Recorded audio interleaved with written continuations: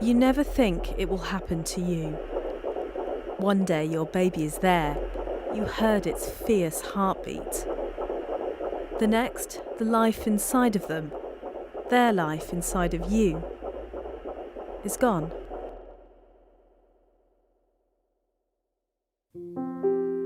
It's estimated that around 1 in 5 pregnancies end in miscarriage, but the numbers are vague as most countries don't actually count these losses. I've had one healthy pregnancy, my beautiful boy Rion, and 4 that ended in loss.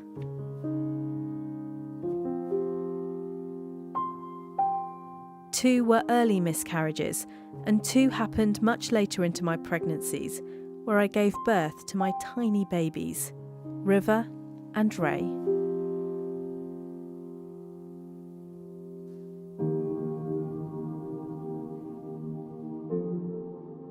I am one of tens of millions of women around the world who have suffered pregnancy loss. And as my work as global health correspondent has shown me many times, I know how lucky I am to have received the level of care I've had. The conversation around pregnancy loss is opening up so much more here in the UK, with things like this beautiful exhibition here in Manchester. But after my losses, it struck me, given how physically and mentally painful miscarriage can be, why aren't we talking about it more? Why don't we know more about why it happens? So my name's Professor Siobhan Quemby. My name's Natasha Nakati. मेरा नाम रुखसाना है. I've spent the last few months looking into how pregnancy loss impacts families all around the world and how they can be better supported. Why the colour of our skin can affect our chances of having a healthy pregnancy. I just don't think we're being listened to and heard in the spaces. Do you think it is about the colour of your skin that? Absolutely. Yes. Absolutely. Yes. And heard from one group often left out of the conversation. My wife was near to die. You know, I'd cry sitting on the toilet because that was the only time I could get to be alone.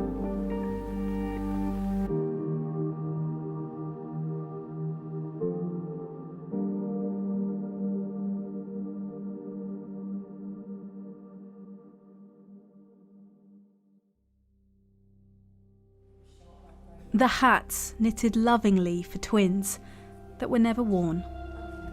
The tiny teddy which nestled next to a tiny baby, born silent. The beautiful shoes bought for stillborn baby Jenny on what would have been her 2nd birthday. This Still Parents exhibition here at Manchester's Whitworth Gallery is the first of its kind, aimed at breaking some of that silence that still surrounds baby and pregnancy loss all around the world. Even the word itself can be problematic. Miscarriage, to miscarry, is defined as to fail to achieve the intended purpose or to fail to reach the intended destination. The focus there clearly on failure.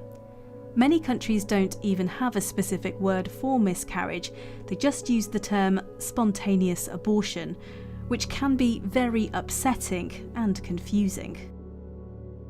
Even the medical term miscarriage is defined differently depending on where you are in the world, and it's based on when a baby can survive on its own outside the womb. Whatever you call this type of loss, and no matter what point in pregnancy it happens, it can be a life-changing event. For the mums and families who contributed to this exhibition, it's a unique opportunity to acknowledge and reflect on their losses. Most women don't get that chance. We're often told that miscarriage is just a part of life. Move on, try again. It wasn't meant to be. But a recent study suggests millions of women around the world are potentially spending years suffering with undiagnosed and untreated post-traumatic stress after experiencing a miscarriage. And researchers are increasingly looking for new and innovative ways to try and help women and families. Back in January, I went to a very special event in Edinburgh. As you walk with your lanterns, we hope you're able to find some light in the dark, and we'll be walking in memory of your baby that died. As dusk approaches, hundreds of families gather to remember the lives that could have been and those which were far too short-lived. The Starlight Walk has been organised by the baby loss charity SANS. Kelly suffered a late miscarriage 5 months into her pregnancy and went through the traumatic experience of giving birth to her son, Henry. I believe that it changed my whole outlook in life. This person I was when I went into the hospital is not the same person that walked back out. I got diagnosed with post-traumatic stress disorder and anxiety. Data on miscarriage and its impact is vague, as losses are not officially counted in most countries, and it's still seen as taboo in many parts of the world, so millions of women end up suffering in silence. I was very scared. One miscarriage is okay, but then second, third, and after the last one, I lost all hope. I couldn't sleep. I would lay awake and pray to Allah to make everything okay. I had lost something that I wanted really badly. So I remember one night it was raining outside and I was just in my bedroom all saddened and then the rain just started coming in, and then from nowhere I started crying. And I cried. It was the very hardest time in my life, and I thought something was wrong with me. I was so worried, and I lost my self-confidence, and I was very depressed. Research carried out at 3 London hospitals suggests nearly 1 in 3 women suffered post-traumatic stress 1 month after a loss. Some women's symptoms improved over time, but 1 in 6 women still had post-traumatic stress after 9 months. Most women are never diagnosed or treated. Well, the most common symptoms are flashbacks, so people are getting flashbacks of the event, re-experiencing what actually happened to them perhaps. I think it can be incredibly destructive. At the moment, screening isn't happening, and I think people are constantly slipping through the net. And I think being unwell for a number of years. It differs throughout the world. I think that the challenges are the same. You have lost a baby at the end of the day, and I think the core issue is that, in the end, I think a lot of these people all around the world are suffering very similarly. We're in this beautiful meadow. I can see a couple of stags in the distance. This is one potential solution being developed by Professor Bourne and his team to try and make what can be a very traumatic experience more bearable. This is a virtual reality headset that we are offering women who need to have a procedure to remove pregnancy tissue when they've miscarried, to transport them to sort of a more calm virtual reality world for distraction from the pain and anxiety during the procedure. Dr. Parker has just started trialling this new kit. She's also doing a study looking into how other activities, like playing Tetris or listening to a podcast, might help. We're looking to see if brief cognitive task shortly after a traumatic event can target specifically intrusive memories and flashbacks, and whether that can prevent the development not only of those distressing symptoms in and of themselves, but other psychological problems. As night falls in Edinburgh, each lantern for each life lost shines bright. More than 300 people are taking part in tonight's walk. There's been so much love here, lots of tears as well, silence at times, but also laughter. And most of all, there's been acknowledgement, recognition of these precious lives that have been lost. For Kelly, this walk is part of her healing process. I feel as though he's with me when I come to these. I feel close to him. I know he's with me every day, but these events make it more real. Kelly remembers her son every day, but she still doesn't know why her baby died. In fact, most people never get a definitive answer, myself included, and that can make the healing process even harder. The causes of miscarriage are not well understood. Most happen in the first 3 months of pregnancy, and around half of those are due to genetic or chromosomal issues where the baby would never have survived. Hormonal conditions, blood clotting problems, and some infections can also contribute to higher risks, as can your age and being over 35 years old. But people can reduce their risk of miscarriage by giving up smoking, being a healthy weight and maintaining a balanced diet, and avoiding alcohol. Whilst there are still so many unknowns around miscarriage generally, when it comes to the risk for Black and Asian women, the picture is even more opaque. What researchers are increasingly finding, though, is that Black and Asian women are at higher risk of miscarriage. Black women in particular are 40% more likely to suffer a loss than white women, according to one recent study. How and why is this happening? I wanted to find out, so I've been speaking to women in the US and in the UK, where most of the research on this is underway. Isabel and Paulson are expecting their baby boy next month. Can you see your baby's face? It's really emotional. I'm just trying to contain myself now. They lost their previous pregnancy at 4 months last March. This baby is doing well, and they're being supported by staff at this specialist recurrent miscarriage clinic in Coventry. But the care they received during their previous pregnancy and subsequent miscarriage has left Isabel scarred for life. The day that we were sure there's something wrong. And I remember being laughed, from one of the staff nurses and saying, just go home. Why do you keep coming? Just take, codeine and paracetamol, you'll be fine. I was actually losing fluids and bleeding at the time. Within 48 hours of going home, Isabel started bleeding heavily. She was rushed to hospital, but her baby boy died. And why do you feel you weren't listened to, you weren't heard? The colour of my skin, black skin. It's not from here. You can wait.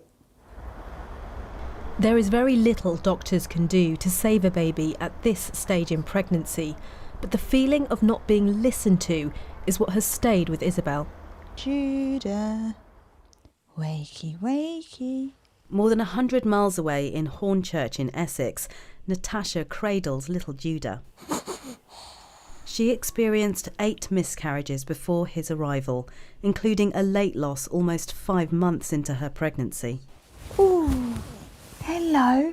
What's going on? Everything's supposed to be okay. No one tells you that your waters are going to break early. So that was a massive shock to me, and then to lose a baby and then have to bury a baby, that was just unimaginable. Natasha says she also didn't feel heard by some clinicians and says urgent research is needed to understand what's going on. We have been given the problem, we've been told about the problem, but we haven't been given a solution. We're in a Western country, we're in 2022, and we don't have a solution to that. We don't even know what the steps are or the reason why, and it's just really frustrating. It's not just in the UK where there are these concerns.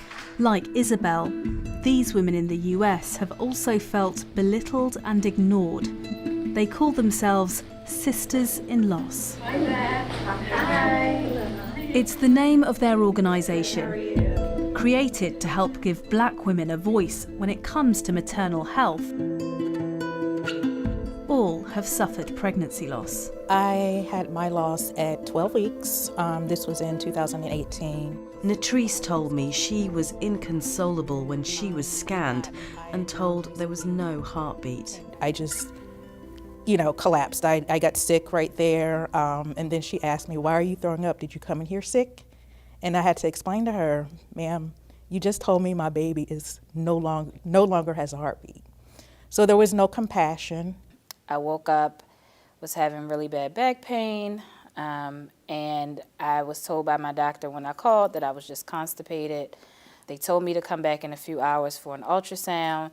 I never even made it back to that ultrasound because I miscarried at home. All 4 women described numerous occasions when they didn't feel their concerns were taken seriously by clinicians. I just don't think we're being listened to and heard in the spaces. Do you think it is about the colour of your skin that? Absolutely. Yes. Absolutely. Yes. I mean, it really is a struggle all around when it comes to our maternal care.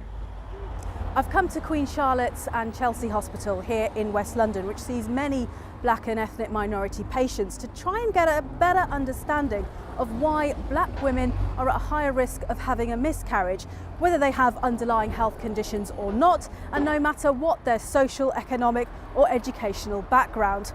Why does a woman's skin colour affect her chances of having a healthy baby? Dr. Akechi runs the early pregnancy unit here. She's also co-chair of the Royal College of Obstetricians and Gynecologists Race Equality Task Force. Unfortunately, black women have a number of factors associated with the risk of miscarriage overrepresented. So, for example, they are more likely to have a number of conditions that puts them at greater risk of miscarriage. But really, on a more significant level, what we hear time and time again is that black women never feel heard in this space. Without addressing the institutional racism where it exists, we will never be able to truly say that all women receive the care that they so deserve. Back in Coventry, Professor Quemby runs the recurrent miscarriage clinic at University Hospital. A lot of the patients are understandably very anxious because of their previous pregnancy losses. She's also a leading researcher in this field, which is notoriously underfunded. She's currently trying to raise money to investigate some of the many unknowns around why black women are at higher risk, including looking into any potential biological factors. We know, for example, if you're black and Asian, then you handle glucose less well. So we know you're much more increased risk of gestational diabetes. We also know that the balance of bacteria in your vagina is different in black and Asian women to white women. And we know an imbalance in the bacteria in your vagina has been associated with miscarriage and preterm birth. So that's another area we can look at. Researchers don't know if black women in African countries, for example, are also at greater risk. The data is simply not collected. There's clearly a myriad of complex and difficult issues at play here. But the longer we don't have answers to some of these key questions, the longer so many women will continue to suffer needlessly. One idea Professor Quemby and her team is already working on in the UK is an app where women will be able to input their clinical details like ethnicity, weight, and whether they've had any previous miscarriages. They'll then get specific evidence-based advice on how to lower their risk of a loss. But pregnancy loss can isolate you from those closest to you, especially your partner. Again, there's been very limited research on this, but partners have reported feeling helpless, ignored, and in some cases deeply traumatised. I've been hearing from partners all around the world, starting with Amir Sangal in Karachi, Pakistan. At first, I did not know what to do because I had never experienced anything like this before. My wife was near to die. There was a feeling of loss, like I've lost someone who was my own, but I had to control my emotions. Amir and his wife Ruxana, who we heard from earlier, suffered 3 miscarriages and 1 ectopic pregnancy, where the embryo starts growing outside the womb. They now have 2 little daughters, but they said it's very difficult to be open about pregnancy loss. Our second loss remained between me and my wife. We did not share it with anyone in the family because we felt this is our pain. We need to go through it alone. Our society can make you feel like a loss is your own fault. Within some families, there are mother-in-laws who taunt the daughter-in-law for having a miscarriage. We should be having more open discussions about miscarriage. I'm sharing my story with the world now in the hope it might benefit someone else. Amir is not the only one opening up about his losses. More than 5,000 kilometres away in Malawi, Sisomo Mwadi is on a mission to remove the taboo of miscarriage in Africa too. You're not supposed to express your grief, not express your pain. You have to be the strong one. The issues also of culture. In Africa, especially in Malawi, things like miscarriage are taboo in this part of the world. In the UK, men who have experienced pregnancy and baby loss are increasingly finding each other and starting up support communities. These men have all lost babies and they share their grief through football. There's no pressure to grieve. us playing football and us doing the training is us grieving. Matt and his wife Lauren have suffered 4 miscarriages. It absolutely crushed me. I'd go and do some shopping and I'd cry in the car on the way to the shops, or I'd go and cry in the shower, or I'd cry sitting on the toilet because that was the only time I could get to be alone. During and after a loss, the focus is quite rightly on the woman. Support for women is patchy across the world, and many women don't get any support at all during or after a miscarriage. But for men, support is practically non-existent everywhere. We don't all kind of sit around and discuss our losses. It's just that absolute knowledge that everyone has experienced what you're going through. What are partners, particularly men, up against when it comes to dealing with this kind of loss? This toxic masculinity, big boys don't cry, man up, It's a stereotype of being strong for your partner, isn't it? Yeah. You're listening to the Dad Still Standing podcast, and we're about miscarriage, about stillbirth, about baby loss. 2 of the football players have also set up a podcast where they're increasingly hearing from people all around the world. So we're going to be talking to Raul Navarro Jr. He's one of our followers on Instagram. Raul's been in touch from California. To be honest, I didn't have much support at all. The hardest part, I think, is people just want to dismiss it, Bro, thank you so much. For Raul, Matt, Liam and all those speaking out, the aim is to help others who might be secretly struggling. Many people choose not to talk about their losses, but it's about having the opportunity to, if and when needed. What's the worst that can happen? We can't make anybody feel worse about what they've gone through, but actually we can make a lot of people feel a little bit more at ease. Yeah, baby loss doesn't discriminate, doesn't care what colour you are, how much you earn, how old you are. It touches everyone on every continent. All the dads we've spoken to have gone on to have healthy babies, and they all say speaking out has helped them to move forward. It's not the case for everyone, but most people who suffer a miscarriage will go on to have a healthy pregnancy. Sadly though, the more miscarriages you have, the more likely you are to have another loss. I am on another pregnancy journey. Apprehensive, hopeful, scared, excited. Will everything be okay this time? What will happen?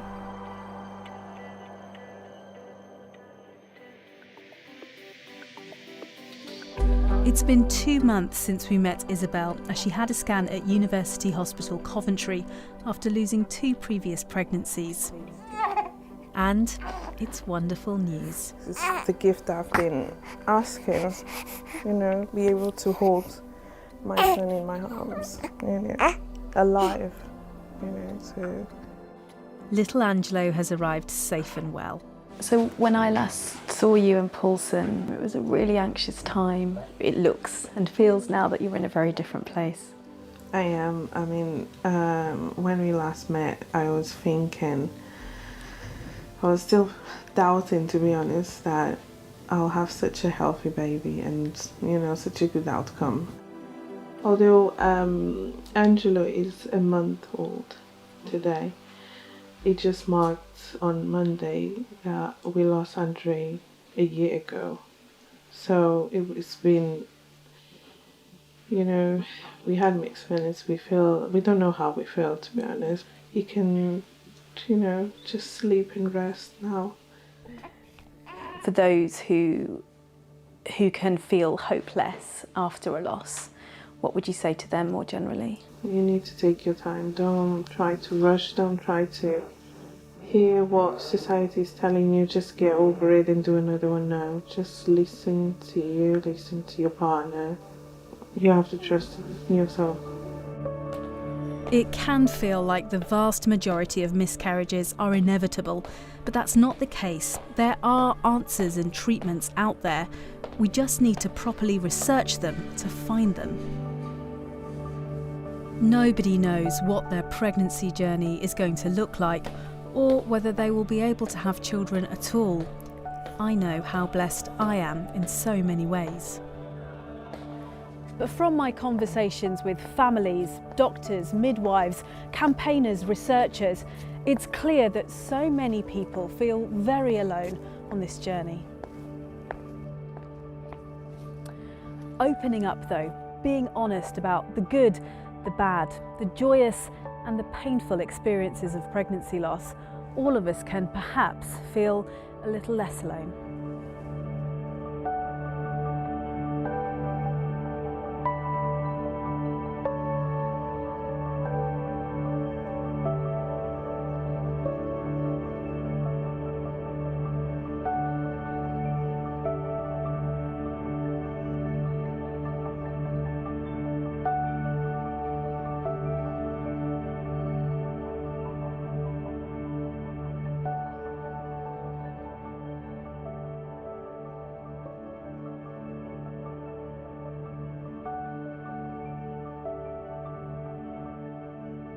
If you are affected by any of the issues raised in this programme, there are links to help and support available online. Just go to bbc.co.uk/actionline.